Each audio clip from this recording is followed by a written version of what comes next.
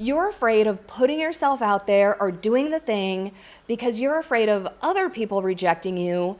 But how many times have you rejected yourself? So for example, you read the job description and you only meet 7 out of 10 requirements. So you close out a LinkedIn thinking, yeah, that's probably not for me. Or you're scrolling on Instagram and you see someone living the life that you want, and instead of asking how they did it or putting a plan together to actually live that way, you just assume, oh, she's luckier than me.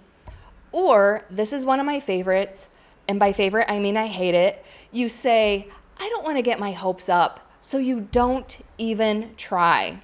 And all any of this does is avoid stepping into your next level because you're too afraid of being rejected. No, we aren't doing that anymore. And if any of those sound like you, I am not judging you because trust me, I have been in every single one of those situations. Because I need you to understand that closing yourself off to risk also closes you off to opportunities, which guarantees that nothing will ever change in your life. And I know not changing can feel like safety, but it's not safety. It's stagnation, and that's actually one of the most dangerous places that you can be as a human being. So by the end of this video, you're going to learn why the sentence, "That's probably not for me," is one of the most expensive things you will ever say, why avoiding risk isn't actually keeping you safe, and the shift that will help you step into your abundant next level. Welcome to video 4 of the Broke versus Abundant Energy series, where I'm showing you how shifting the way you think and make decisions is actually what allows your external wealth and internal abundance to expand. And that is what I call the inner glow overflow. Because wealth and abundance aren't just about money. It's about who you are and how you show up in your life. And how you do one thing is how you do everything. So if you aren't taking risk, it's affecting your bank account too.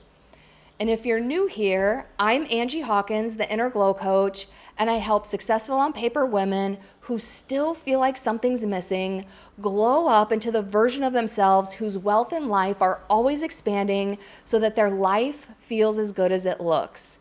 And also, if you're new here, stay until the end because I always have at least one action step at the end of my videos that you can immediately start practicing in your day-to-day life. Because information is everywhere, but if you're not doing anything with it, you're not changing. And if you're not changing, you're not opening yourself up to opportunities. So that is how we go from knowing to glowing. Broke energy doesn't always show up as, I can't afford it, or I don't have enough.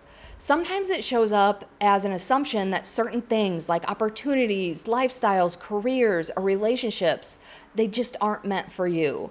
And the thing about this one is that it doesn't even feel like fear, it feels like common sense.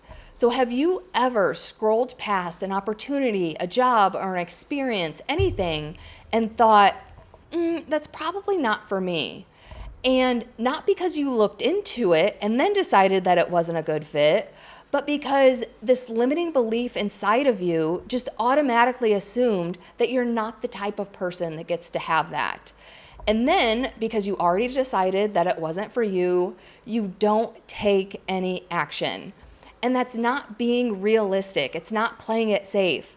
It's called not taking any risk, which again, closes you off to all opportunities. And I usually tell personal stories to relate to topics in real life, but today I'm going to use a movie as an example because even though it's fictional and it's kind of an extreme example, I still find it very relatable. So have you ever seen Along Came Polly with Ben Stiller and Jennifer Aniston? It came out in the mid-2000s, I can't remember what year, and I don't remember the name of Ben Stiller's character, so I'm just going to call him Ben Stiller. And then Jennifer Aniston was obviously Polly, or maybe not obviously if you haven't seen the movie. Jennifer was Polly. And Ben Stiller's character, he's a risk assessment analyst for an insurance company. And the movie starts out, Ben is on vacation with his wife, who is not Polly or Jennifer, and they're on their honeymoon. and he catches his wife sleeping with their snorkeling instructor. And that scene is kind of funny because when he catches them, they're in bed with their flippers still on. But anyway, he goes back to New York by himself because she decides that she's going to stay there and start a new life with this snorkeling, or I think he was a scuba dive instructor. But anyway, so he goes back to New York and he runs into this girl. I think he went to high school with Polly. If not, anyway, he runs into her and they start dating. But the thing is, Ben's character, he's a risk assessment analysis, and he's like the stereotypical type A personality. Like, he's super organized, he's punctual, he's just very obsessive compulsive, like all the stereotypes that go along with type A. And then Polly is very stereotypical type B. Like, she's disorganized, she's scatterbrained, like her apartment's all like eclectic decorated, and even she likes to move. Like Ben's character craves stability and staying in the same place, but her character, I think she moves like every year or 2 years. And even in the scene where this comes out, when she's listing all the places that she lives, like she'll name an exotic place and then some kind of like boring place. So she's like, yeah, I've lived in Morocco and Des Moines and Sri Lanka and Kansas City and Paris and Orlando. So even all the places that she lived is kind of like scatterbrained and haphazard. But anyway, it's a rom-com, so they end up falling in love. But, Ben's character has all of these doubts because to him, she seems like a risk and like a wild card. And he's like, she's not stable. And he's thinking of all of the reasons why it's not going to work out. So in his heart, he's deeply in love, but in his brain, he's running through all of the reasons why this isn't going to work out. So throughout the movie, you see him using this software for his job. It's this risk analysis software where you put in all the variables and then it spits out what kind of risk it is. So that's how he determines for his job if the company is going to take on a policy or not. So anyway, he put Polly into this software tool, and I don't even remember what the results were, but she found out that he did it, and she got all pissed off, and they got in a fight, and at the end, because he finally decides like he doesn't care because he's so in love with her, so he goes to win her love. And I remember he started eating, they were in New York City on a filthy sidewalk, and he ate something off the ground to prove to her like how capable he was at taking risk. And so my point of all of this is, because the very last scene of the movie, like they're so happy and in love, and even him, because he had a very rigid personality, and she opened him up to this looser lifestyle. So you could see by the end how he had transitioned into this just more free-loving, carefree guy, and he seemed happier in every way. So my point of all of this is, because again, I know this is a fictional example, but it's so transferable in real life, because his brain, because it was so focused on the potential risk, it almost closed him off from this opportunity of being in love and having the thing. So even though this is a fictional example, it's so transferable to real life, because sometimes our brain, like even using the example that I opened up with, you're looking at jobs on LinkedIn and you don't meet all the requirements. So your brain is like, well, I don't want to get rejected, or even if they hired me, I wouldn't be qualified. You start going through all these things, but you're closing yourself off from the opportunity by not even applying. So, and just to be clear, I'm not saying when I'm talking about taking risk, I'm not talking about throwing caution to the wind. You have to do your due diligence. I'm talking about the situations where you aren't even taking action or taking much action because your brain is so fixated on, what if this doesn't work out? What if I get rejected? Blah, blah, blah. So then you don't even do the thing. So you may be wondering, where does this risk aversion even come from? And if you've seen any of my other videos, I talk a lot about how limiting beliefs, they're formed as children or teenagers so that we can survive our environments. But as adults, they no longer serve us, because as children and teenagers, we are under the care of caregivers. And so we have to somehow physically and emotionally survive those environments. So these limiting beliefs and behaviors, they're actually very intelligent because they're ways that we adapt so that we can survive.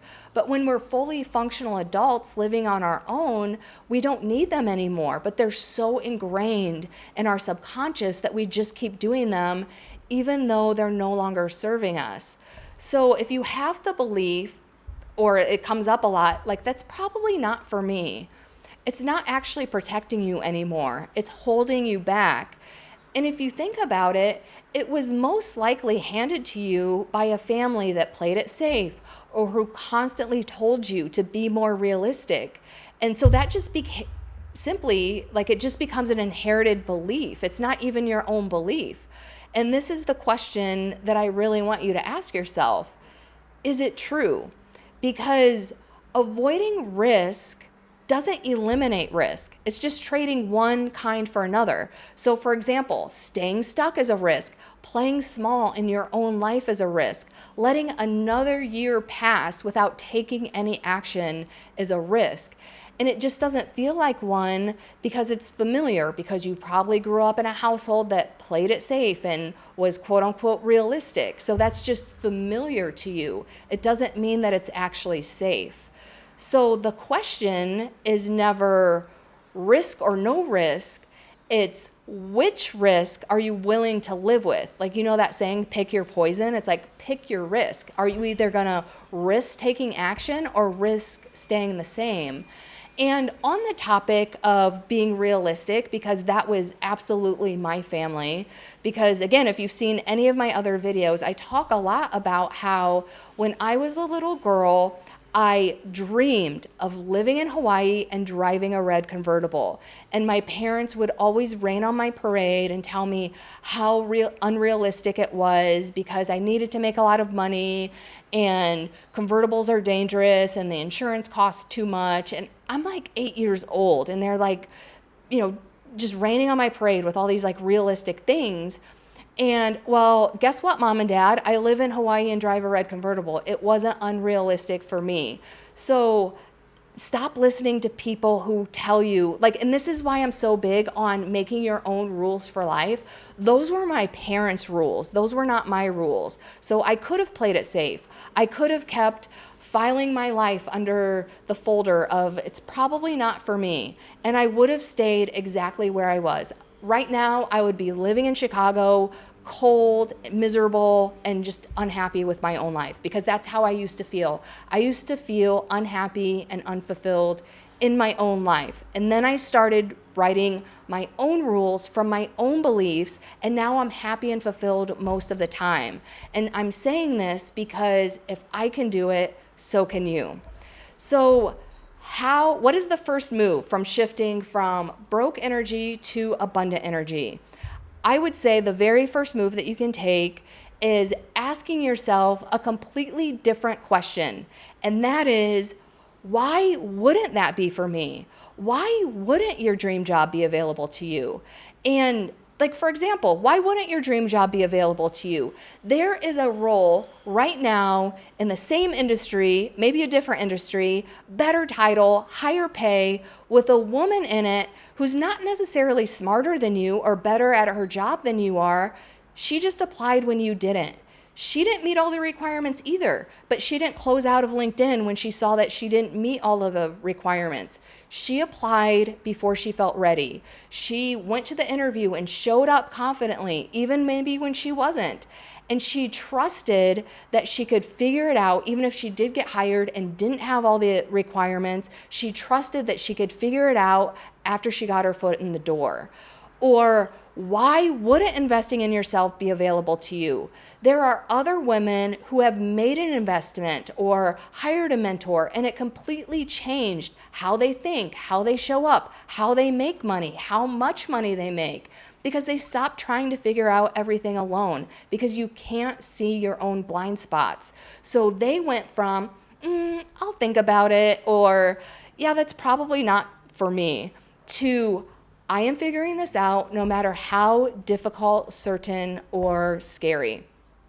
And that one decision forces them to move differently, take themselves seriously, and stop playing at a lower level.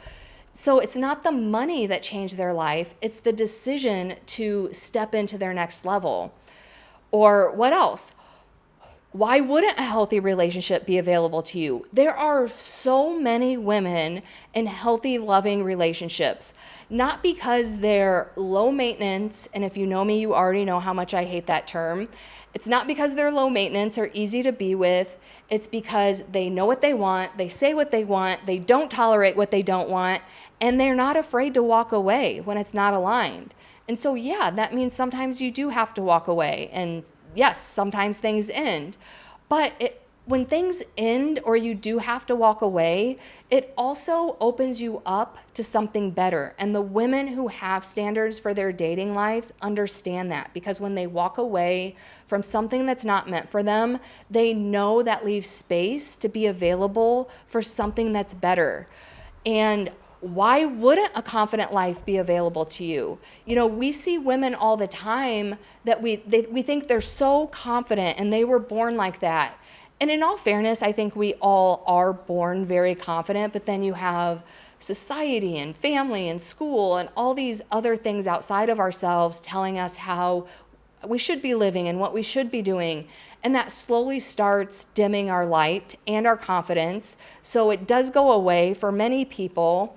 But when we get our confidence back, it's not just like, okay, I'm deciding to be confident now. It's by taking crazy, massive action in real life. So confident women are the kind of people that make decisions while doubting themselves. They're the kind of women who take action and feel the fear while doing it anyway. And yeah, maybe you embarrass yourself a few times. Maybe you make a few mistakes, but you learn and grow and you keep going anyway. And that is why she looks confident now, because it's not a specific skill that you learn. It's a side effect of playing the game of life like a badass who believes that things are available to her. So why wouldn't any of these things be for you? Why effing not? And just to be clear, this is not delusion. And also I'm kind of at the point in my life where just be delusional, because almost anything is possible to anyone at any given time. It's all of these other things outside of ourselves that rain on our parade and tell us that we can't do it, that feed into our own beliefs that we can't do it. You can do anything you want. And just to go off on a side tangent, and I'm going to get more into this concept later in my videos because it's a really deep concept, so I'm not prepared to speak to it yet. But if you're familiar with quantum physics, there's a concept called parallel realities, which the very high level version of this is there are, like, the version of you who's living your dream life of everything that you want right now, there's a version of you that's living out that exact life right now in a different reality. All you need to do is embody the energy of that person so that you seamlessly step into that reality. And if it's a big step, you may not just go one step into that reality. It may take iterations of many steps to get there. But in this concept of parallel realities is, if you desire something, that means that it's available to you. And that means there is a version of you living that out right now, because it wouldn't even be in your realm of possibility if it wasn't available to you. So my point is, if you desire something, even if it sounds delusional, even if society tells you that you're crazy and it's not going to happen, trust me, there's a reason why it's your desire, and there's another version of you living that on another timeline. And again, this is a tangent. We're going to get more into this later. But my point is, stop listening to these naysayers and the people raining on your parade and your own limiting beliefs, because when you pre-reject yourself and you decide that it's not for you, it stops you from taking action. But when you decide that something actually could be for you, everything shifts in your favor, I promise, because it's all about shifting your energy and becoming the kind of person that takes risk. And that's how you become the kind of person that moves closer to that version of you that has everything you desire. So, and again, I'm not talking about shooting first and asking questions later. Taking risk isn't about being reckless. It means stepping into your next level abundant identity. So abundant energy does the due diligence and gets clear if something is even a good fit. But if it is a good fit, then you move, even when you're scared, especially when you're scared. But my whole point is you can't take the leap if you've already decided where you're going just isn't for you and isn't available to you. So this leads us to our action step. So today, there's only one, but there's several parts to this. And I really want you to take the time and be intentional about this. Write down one thing that you have been filing under the category, that's probably not for me. Just one thing. And then ask yourself the following questions. 1, where did that belief actually come from? Because if you're being honest with yourself, it's probably an inherited belief that's not even yours. So where did it come from? Number 2, is it true? Because a lot of times, just because something is familiar and feels safe, we take it as the truth, but that doesn't mean it's true. So where did it come from? Is it true? And 3, ask yourself, why am I avoiding this? Because if you're avoiding it because it's genuinely not aligned, because again, you do have to do due diligence. This isn't about being reckless. So if you look into it and it's not aligned, that's okay, because something else is, something probably even better. But are you avoiding it because you don't trust yourself to handle the outcome? Because the truth is, you will get rejected many times on your journey. But are you the kind of person that can overcome and feel safe in your body while feeling your feelings? Or are you the kind of person that crumbles at every little failure and uses that as an excuse to be like, well, I'm never trying that again? And again, if this is you, no shame, because that totally used to be me. I used to not do things if I wasn't immediately good at them because I didn't want the embarrassment and shame. And that held me back from so much. And that is why I'm so passionate about teaching this stuff now. And the last step of this is so important. Do not skip this part. What is the cost of staying exactly where you are now? And I'm talking, do the math. I can't remember if this has already been an exercise in this series.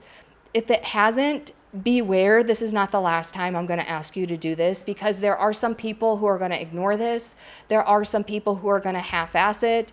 And there are some people who are going to take it seriously. And if you do take it seriously, and I do have this exercise again, I challenge you to revisit it, because sometimes the truth hurts and we need to get down to a uncomfortable level of honesty.